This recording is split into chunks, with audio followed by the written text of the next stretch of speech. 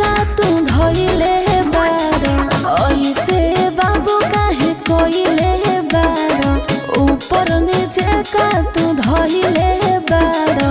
अरे तो कौन चली 6 राउंड गोली आज राहती में आइल बारू पंडितान के बाराती में जवन बोली मारब गोली ओकरा छाती में आइल बारू गोरी बाभन के बाराती में। अरे मलिका देवाओ तनिका ना हो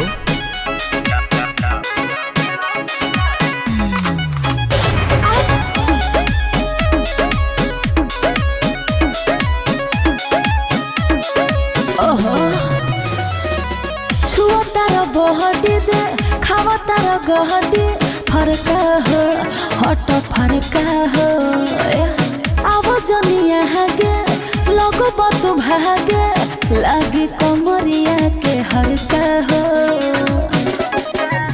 हाँ जवन चाहो तानी मजा गोरी आज आई हो हाँ जब राइफल के गोली के आवाज आई हो।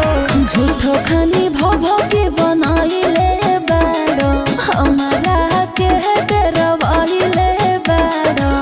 अरे करे जा चली 6 राउंड गोली आज राहती में आइल बारू पंडितान के बाराती में जवन बोली मारब गोली ओकरा छाती में आइल बारू गोरी बाभन के बाराती में।